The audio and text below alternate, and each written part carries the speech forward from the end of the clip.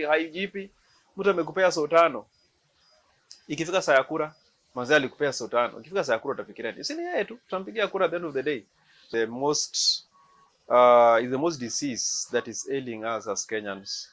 And it is the culture that has been cultivated over the years by our politicians that you make these people so poor to an extent whereby when it comes to election period, unakuja unawapatia handouts. Give them, you tell them to line up for 1,000 bob or maybe 200 bob or maybe 500 bob. And we take it because our people also, we have not been awakened enough to realize our mistakes. Because if these guys come with money, they give us money, yes. After giving us money, we vote. At the end of the day, we will vote by the way because uko njaa. Mazee hauna eni. Umetoka kwa nyumba saa hizo, watoi wako kule, mama wako kule, umetoka umekuja jua kali, haijipi.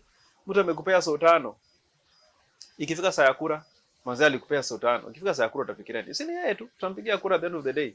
So saa hizo umesolve njaa ya saa hii, shida ya saa hii ndio umesolve. But you are forgetting about development yenye itakuserve, yenye italeta maisha itachange kwa area yetu. Unaona? So these leaders after wamepeana hiyo pesa pia, wametumia a lot of money to buy your votes. Wakishaenda huko juu, what happens? They go there and wanafanya kazi, they make sure that their money, ile pesa walitumia imerudi. It's pure business.